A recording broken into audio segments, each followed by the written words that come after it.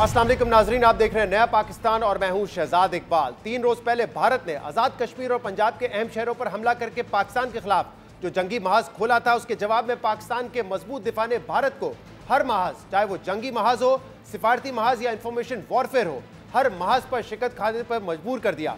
और ये वो हकीकत है जिसकी गवाही न सिर्फ दुनिया भर के मीडिया के जरिए सामने आ रही है, बल्कि भारत के अंदर से भी भारतीय अफवाज के नाम नेहाद ऑपरेशन सिंदूर की कामयाबी पर भी सवालात उठाए जा रहे हैं, जिसके बाद भारत हर महाज पर अपनी नाकामी छुपाने के लिए एक बार फिर झूठ बेचने पर उतर आया है। और खास तौर पे भारतीय मीडिया ने कल रात जिस लेवल पर जिस मजाकखेज अंदाज में झूठ फैलाया, उसे देखकर यह वाजे हो रहा है कि पाकिस्तान के अहम शहरों पर फिजाई हमलों और कई शहरों में सैकड़ों ड्रोन भेजने के बावजूद भारत के पास अपनी कामयाबी दिखाने के लिए कुछ नहीं है, जिसकी वजह से भारत अब झूठ और सिर्फ झूठ पर उतर आया है। मगर यह भारत का वो गैर जिम्मेदाराना और जारियत पर मबनी रवैया है जिसने 2 एटमी ताकतों को जंग के दहाने पर पहुंचा दिया है। और पाकिस्तान के मुसलसल तहमुल के बावजूद भारत की बैनुल-अक़वामी सरहद और LOC पर इश्तियाल अंगेज कार्रवाइयां जारी हैं। 7 मई के भारतीय हमले के बाद से भारत के आज मुसलसल तीसरे रोज भी पाकिस्तान पर ड्रोन हमलों का सिलसिला जारी है, जिन्हें पाकिस्तान मुसलसल अपने एयर डिफेंस सिस्टम के जरिए मार गिरा रहा है। सिक्योरिटी जराये के मुताबिक पिछले 24 घंटों में भारत की जानिब से 48 ड्रोन पाकिस्तानी इलाकों में भेजे गए, जबकि वफाकी वजीर इत्तेहाद अताउल्लाह तारक का कहना है कि पिछले 2 रोज में भारत 77 ड्रोन पाकिस्तान भेज चुका है, जिन्हें मार गिराया गया। ताहम पाकिस्तानी हुकाम के मुताबिक इन ड्रोन हमलों में अब तक 3 शहरी शहीद हुए हैं, जबकि 4 फौजी एहलकार समेत 6 अफराद जख्मी हुए हैं। इसके अलावा LOC पर भी इस वक्त तक सूरत हाल कशीदा है। वफाकी वजीर इत्तेहाद का दावा है कि भारतीय जारियत के जवाब में पाकिस्तानी कार्रवाई में 40 से 50 भारतीय फौजी हलाक हो चुके हैं। यानी पाकिस्तान और भारत के दरमियान हालात इस वक्त भी कशीदा है, मगर कशीदगी में कमी लाने के लिए कोशिशें भी जारी हैं। और इस हवाले से अमरीकी रशियाती इदारे CNN की अहम खबर सामने आ रही है, जिसके मुताबिक पाकिस्तान भारत पर जवाबी कार्रवाई से पहले सिफारतकारी को जगह दे रहा है। CNN की जानिब से सीनियर पाकिस्तानी हुकूमती जरिए के हवाले से दी गई खबर में कहा गया है कि पाकिस्तान भारत के हमले का फौरी तौर पर जवाब नहीं देना चाहता जब तक कि इसके इत्तेहादी ममालिक सिफारतकारी के जरिए कशीदगी कम करने की कोशिश ना कर लें।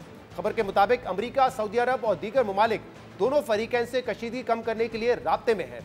हुकूमती जरिए ने CNN को बताया है कि पाकिस्तान ने अभी तक भारत पर मिसाइल या ड्रोन हमला नहीं किया। मकबूजा जम्मू और भारतीय पंजाब में पाकिस्तानी हमलों की भारतीय दावों पर हुकूमती जरिए ने कहा है कि पाकिस्तान अमेरिका को दरख्वास्त कर रहा है कि वो अपनी सैटेलाइट के जरिए मुआयना करके भारत के जम्मू, पठानकोट और दीगर मुकामात पर मिसाइल हमलों के दावे की तस्दीक या तरदीद कर दे।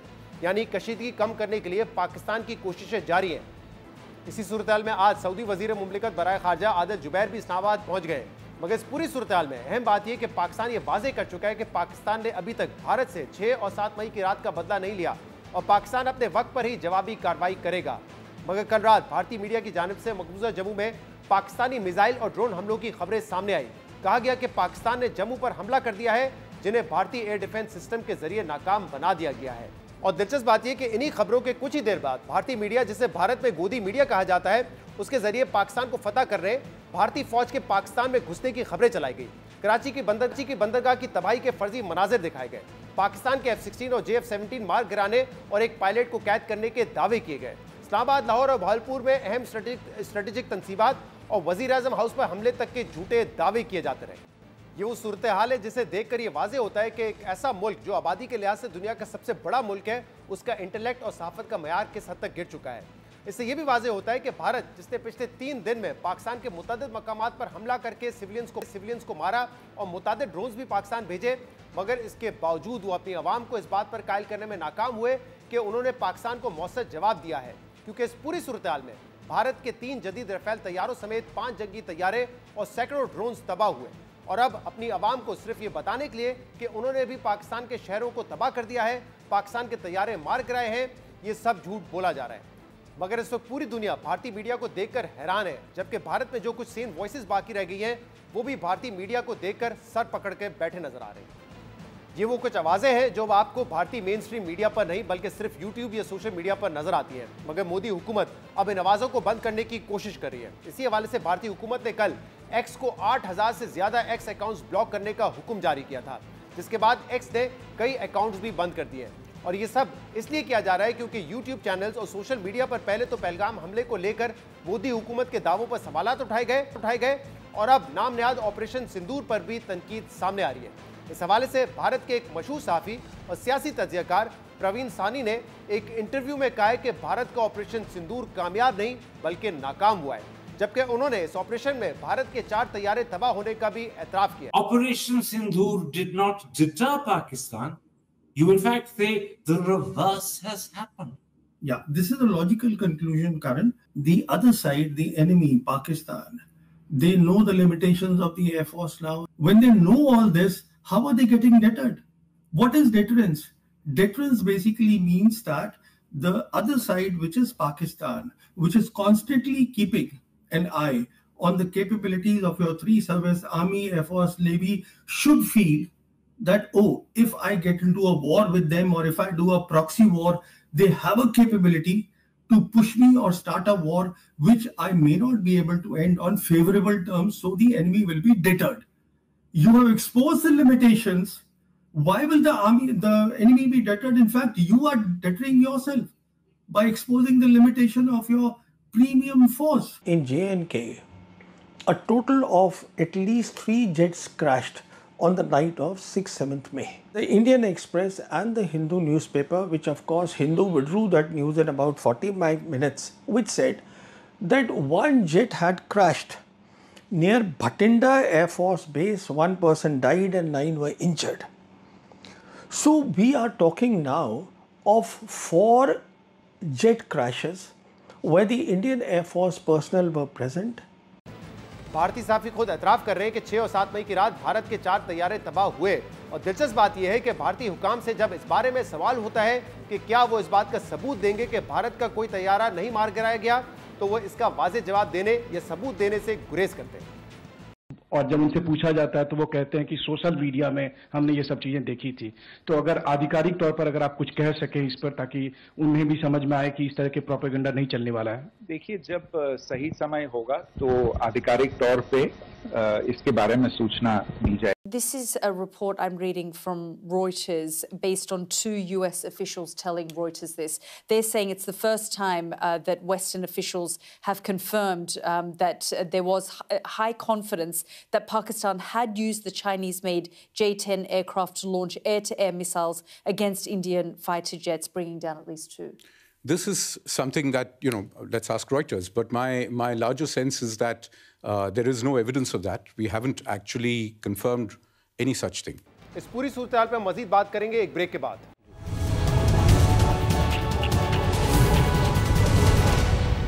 वेलकम बैक नाज़रीन। मामला ये कहा जा रहा है कि मजीद एस्केलेशन की तरफ जाएगा या डी एस्केलेशन की तरफ जाएगा, और इस वक्त पाकिस्तान के पास बेस्ट ऑप्शन क्या है, सिफारतकारी या जो इंडिया ने हमला किया पाकिस्तान पे उसका जवाब देना जरूरी है। इस पर हम बात करेंगे, जिसके लिए हमें ज्वाइन किया है air marshal retired Aamir Masood ने। आमिर साहब, बहुत बहुत शुक्रिया ज्वाइन करने के लिए। सबसे पहले तो पूरी कौम इस वक्त ये जानना चाहेगी कि सिचुएशन को कैसे देखा जा रहा है और आप कैसे रीड कर रहे हैं। क्या स्टेटस को जो हम देख रहे हैं पिछले कुछ घंटों से है, उसके बाद यहां से मामला डी एस्केलेट होगा, मामला सुलझता हुआ नजर आ रहा है, या अभी भी ये खतरात है कि मामला एस्केलेट हो सकता है? देखें जी, जो अभी तक आपका बहुत बहुत शुक्रिया पहले तो, और बिस्मिल्लाहिर्रहमानिर्रहीम। जो हालात बन चुके हैं अभी तक, तो जो कार्ड्स इंडिया ने खेलने थे वो तो खेल चुके हैं। जो उन्होंने अभी तक ऑफेंसिव करना था वो उन्होंने किया है, और अभी तक हमारा जो एक रोल रहा है, अगर आप ओवरऑल देखें तो हम अपना दिफा करते रहे हैं उनके ऑफेंसिव के अगेंस्ट। जो पहली स्ट्राइक भी इन्होंने की 6 और 7 की रात को, उस वक्त भी हम जो हमारे जहाज थे वो दिफा कर रहे थे। उन्होंने उनके जहाज जरूर मारे, लेकिन वो अपनी सरहदों का, अपने टारगेट्स का, अपने एयर स्पेस का दिफा करते हुए मारे। और उसके बाद भी जो इन्होंने फिर ड्रोन के हमले वगैरह शुरू किए, और ड्रोन जितने गिरे इनके, वो सारे हमारे वो दिफाई हमारी तदाबीर थी या दिफाई टेक्निक्स थी जिनकी वजह से हमने उनको गिराया। लेकिन अभी जो एक ऑफेंसिव जो हमारी तरफ से होना है वो तो अभी बाकी है। मतलब ये तो मुमकिन नहीं है मेरा ख्याल में कि वो इस तरह से एक न्यूक्लियर पावर को और एक इतनी बड़ी मजबूत मिलिट्री को इंगेज करें और कोई हमारी तरफ से ऑफेंस ना आए। मेरा ख्याल में हमारा वार अभी बाकी है।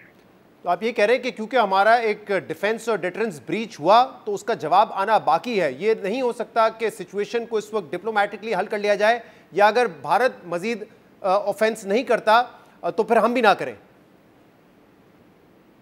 देखिए जी, अगर तो आप इनका माइंडसेट देखें जो पुलवामा में हुआ, उसके बाद इन्होंने जो इस्तीफा किया वो 10 गुना ज्यादा एक किस्म का इन्होंने असला भी इस्तेमाल किया, इन्होंने जो एरिया एंगेज किया वो भी इतना ज्यादा था, टारगेट्स जो एंगेज किए वो बहुत ज्यादा थे, और मासूम जानों का जो ज़या हुआ वो एक बात ऐसी है कि जिसको आप इस तरह से नहीं देख सकते कि ये कोई आप बाद में डीएस्केलेट कर जाएंगे, जिस तरह इन्होंने लिखा फिर कि हमने जी सिर्फ टेररिस्ट कैंप्स को एंगेज किया है और ये इसमें एस्केलेशन वाला एलिमेंट नहीं था। कभी ऐसा नहीं होता कि फिजाइया इन्वॉल्व हो, एयरक्राफ्ट इन्वॉल्व हो और उसमें एस्केलेशन का एलिमेंट ना। जब भी जहाज इस्तेमाल होते हैं उसमें एस्केलेशन होती है, वो वॉर होती है। ये अगर आपको याद हो, जब कारगिल में एयरफोर्स एम्प्लॉय नहीं हुई थी अक्रॉस द बॉर्डर्स और ना एयर से वेपन्स इस्तेमाल हुए थे अक्रॉस द बॉर्डर, उसकी वजह ये थी कि ये कहा गया था कि हम जंग नहीं लड़ रहे, हमने इसको यहाँ पे खत्म करना है और डीएस्केलेट करना है। लेकिन उन लोगों ने डे 1 से अपनी फजाइया को इस्तेमाल किया और हमारे ऊपर जो भी बॉम्ब्स और मिसाइल्स गिराए, क्रूज मिसाइल्स, वो सारे हवा से जमीन को मारने वाले थे। वो अलग बात है कि वो अपनी बॉर्डर के अंदर थे क्योंकि आजकल वेपन्स की रेंजेस इतनी ज्यादा हैं, लेकिन जब वेपन क्रॉस कर जाता है बॉर्डर, जहाज बेशक ना करे तो वायलेशन होती है। और उसमें आप कह सकते हैं कि हमारी जो टेरिटोरियल इंटेग्रिटी है उसको इन्होंने चैलेंज किया है और उसकी ब्रीच की है, which is our red line actually.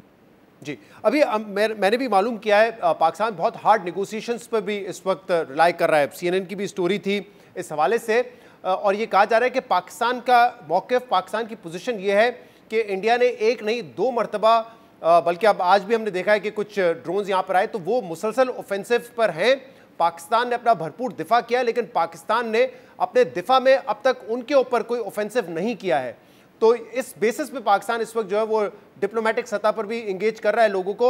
India ये शायद पिक्चर देना चाहता है, नहीं हमने भी उनके ऊपर अटैक किया, उन्होंने भी कर लिया, बात बराबर हो गई है। तो क्या ये एक बेहतर ऑप्शन है कि अगर हम ये नुक्ता सामने रख के उन्होंने ऑफेंसिव किया, हमने दिफा भरपूर किया है और इनको हम हार्ड नेगोशिएशंस पे इस्तेमाल करके इंडिया से कुछ हासिल कर सकें, क्या ये बेहतर ऑप्शन है, या जैसे आप कह रहे हैं कि हमें जवाब देना है वो ज़्यादा बेहतर ऑप्शन है?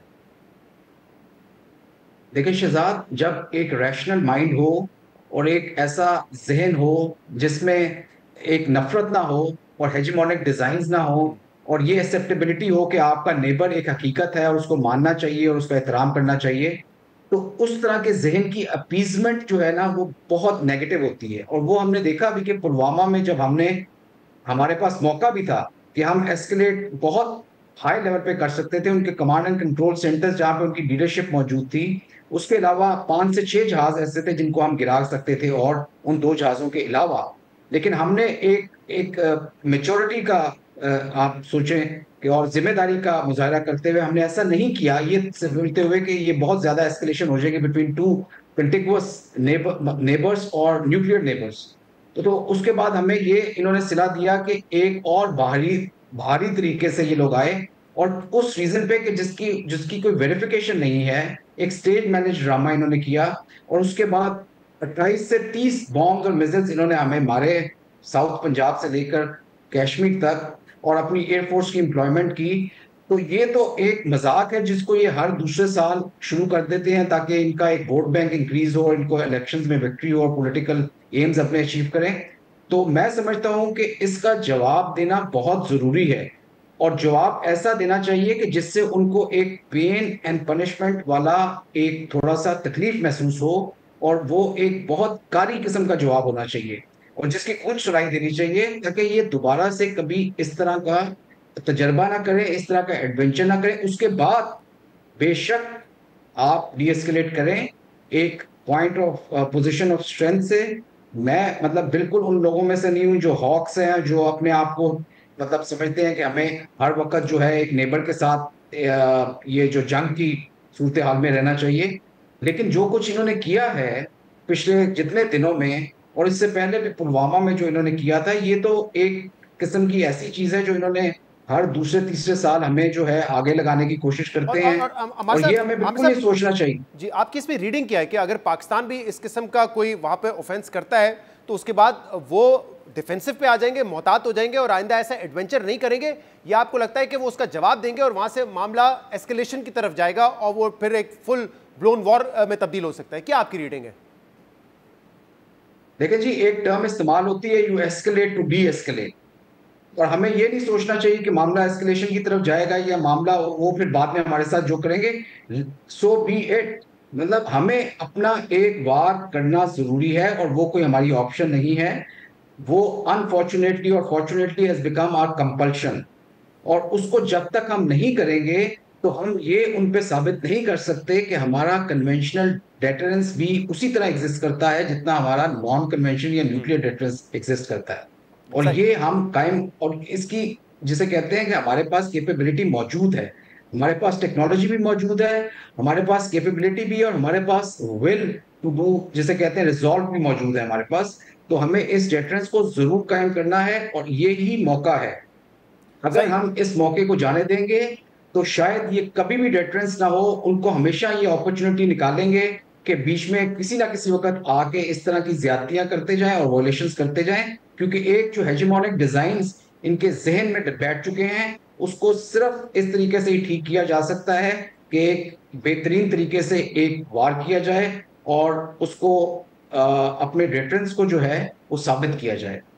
सही। अब आमिर साहब जरा बात करते हैं 6 और 7 की रात जब भारत ने पाकिस्तान पे हमला किया, मुख्तलिफ शहरों में उन्होंने यहाँ पे हमला किया और उसमें जो कैजुअल्टी हुई है वो ख़वातीन भी हैं, बच्चे भी हैं, सिविलियंस को निशाना बनाया और इसको वो अपनी कामयाबी तस्वुर कर रहे हैं। लेकिन फिर इतलात आना शुरू हुई और मैं अपने चैनल के साथ उस वक्त राब्ते में था, हमने ये खबरें भी दी कि एक के बाद एक तैयारा उनका फाइटर जेट हमने गिराया है। अब CNN ने इस हवाले से एक बहुत इंटरेस्टिंग स्टोरी की है कि रिसेंट हिस्ट्री में इतनी बड़ी तादाद में 125 फाइटर जेट्स जो है वो उस वक्त हवा में थे, 1 घंटे तक हवा में रहे और डॉग फाइट होती रही इनके दरमियान, लेकिन दोनों तरफ से जो है वो जो एयर स्पेस है उसको वायलेट नहीं किया गया, अपनी अपनी हुदूद में रह के जो है ये डॉग फाइट देखी गई। आपका बहुत तजुर्बा रहा है इन तमाम मामलात में, फिजाइया को आप देखते रहे हैं, ज़रा बताइएगा कि कितना बड़ा ये एक आप कह सकते हैं कि जंग थी और कैसे आप देखते हैं कि पाकिस्तान को उसमें जो कामयाबी हासिल हुई? जी शहजाद, देखिए ये वाकई एक बहुत बड़ी एरियल आप कह रहे हैं बैटल थी, जो कि शायद गल्फ वॉर में जो अमेरिकन ने जिस तरह अपनी एयरफोर्स एम्प्लॉय की थी इराक के अगेंस्ट और शॉक और ऑ वाला एलिमेंट था, उससे भी ज्यादा नंबर्स ऑफ एयरक्राफ्ट इस बैटल स्पेस में मौजूद थे एंड विद कंटिन्यूअस नेबर्स।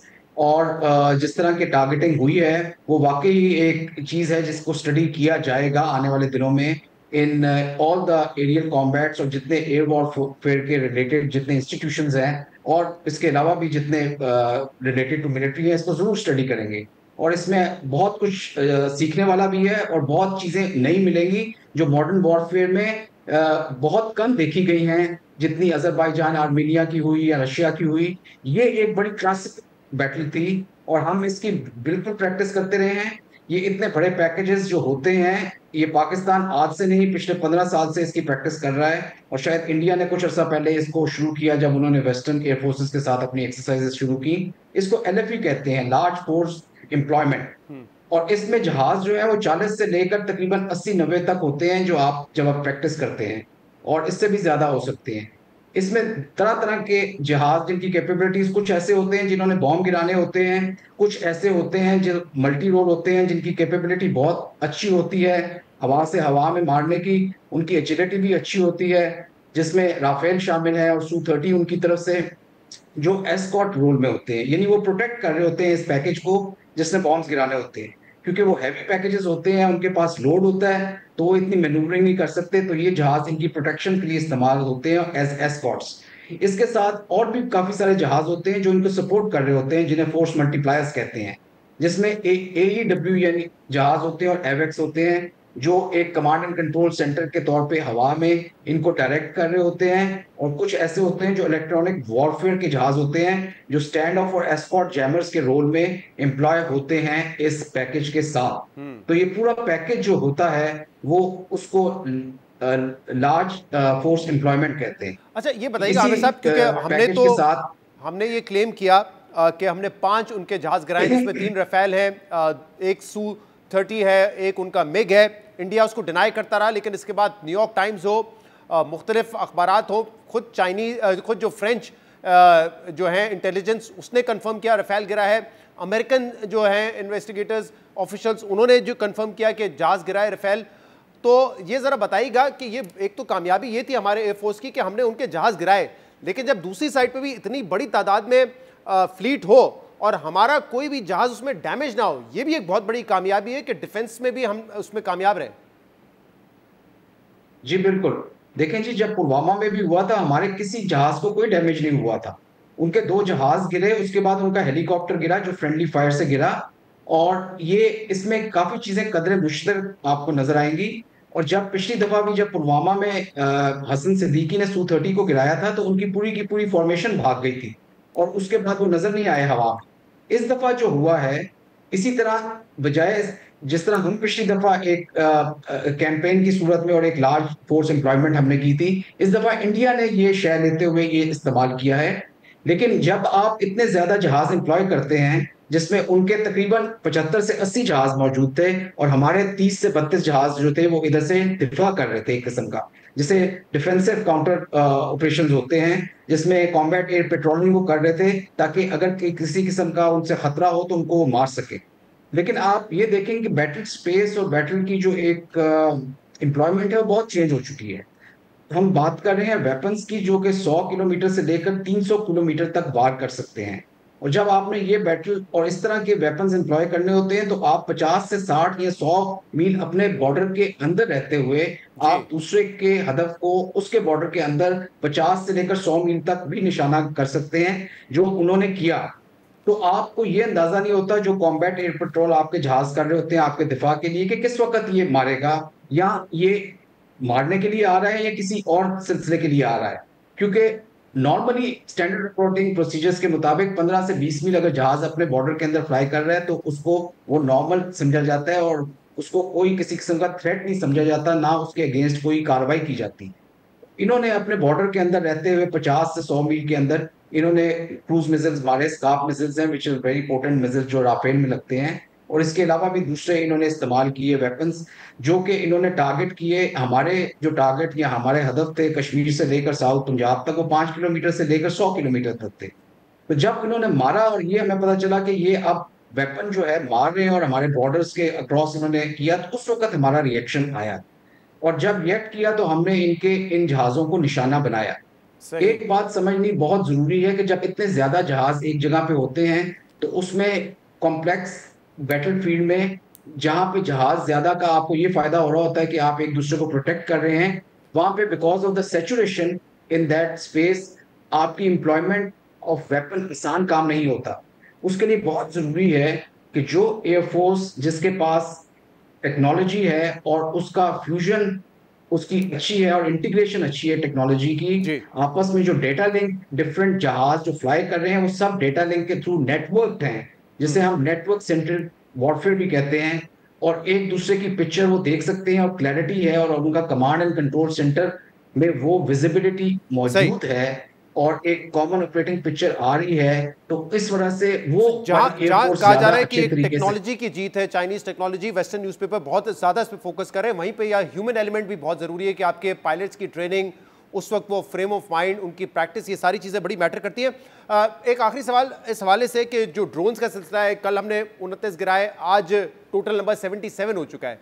अब ये अवाम में एक तशवीश, एक कंसर्न है कि वो इतने अंदर आ गए, उसके बाद उनको गिराया गया, इसको आप कैसा देखते हैं, और ये क्या रोके जा सकते थे पहले और आइंदा वो नहीं करे दरअंदाजी, क्या करना पड़ेगा इसके लिए?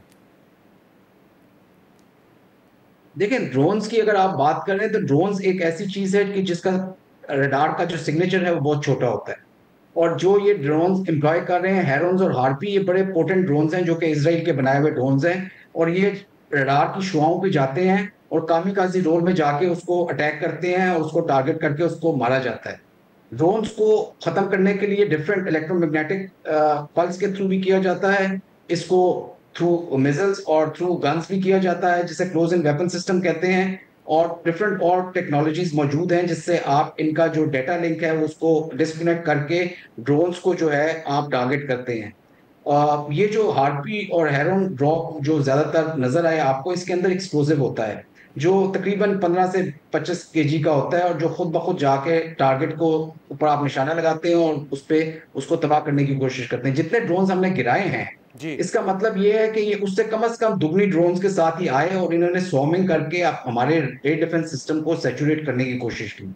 लेकिन मैं समझता हूँ ये एयर डिफेंस सिस्टम की बड़ी कैपेबिलिटी है और मैं जानता हूँ एयरफोर्स का, क्योंकि मैं एयर डिफेंस सिस्टम का कलमदान भी मेरे पास रहा हुआ है, कि हमारे रडार्स के पास ये एक कैपेबिलिटी है कि वो इस तरह के ड्रोन्स को डिटेक्ट कर सकें जो कि नॉर्मल रडार्स नहीं करते, क्योंकि ये स्लो स्पीड पे होते हैं और इनका रडार का जो सिग्नेचर है वो बहुत कम होता है। लेकिन अल्हम्दुलिल्लाह हमारे पास ये कैपेबिलिटी मौजूद है कि इनको हम पिक कर सकते हैं और ये कैपेबिलिटी मौजूद है कि हम डिफेंस मिनिस्ट्री का क्लेम था कि उन्होंने लाहौर का जो हमारा एयर डिफेंस सिस्टम है, रडार सिस्टम, उसको जो है नाकारा बना दिया, उसको डैमेज किया। क्या ये बात दुरुस्त है या ये सारे इंटैक्ट हैं जो हमारे एयर डिफेंस सिस्टम है? देखिए जी, अगर लाहौर का उन्होंने ये क्लेम कर भी रहे हैं तो मैं आपको ये बताता चलूं, पहले तो इनके क्लेम्स के मुताबिक अगर आप चलेंगे ना तो तकरीबन पूरा पाकिस्तान ये फतह कर चुके हैं और मुझे और आपको भी मार चुके हैं ये। जी। तो उस लिहाज से इनके क्लेम्स पे आप बिल्कुल ना जाएं। लेकिन लाहौर का अगर सिर्फ रडार ये न्यूट्रलाइज भी कर देते हैं तो उसके बैकअप पे हमारे पास बहुत रडार्स मौजूद हैं। ये मैं आपको यकीन दिलाता हूं कि हमारी जो redundancy of air defence system है वो दुनिया की बेहतरीन रिडंडेंसीज में से है। हमारे पास बैकअप मोड में एयर डिफेंस सिस्टम्स और कमांड एंड कंट्रोल सिस्टम बहुत अच्छे तादाद में मौजूद हैं और रेजिलियंस ऑफ नेटवर्क हमारा बहुत आला मयार का है, जिसकी वजह से ये मैं यकीन दिलाता हूं कि वो हमें ब्लाइंड नहीं कर सकते। ये जो वेपन्स इन्होंने भेजे। बहुत बहुत शुक्रिया। Aamir Masood, air marshal retired, हमारे साथ मौजूद थे। नाज़रीन, आज के प्रोग्राम में इतना ही। शो से इजाजत दीजिए। अल्लाह हाफिज।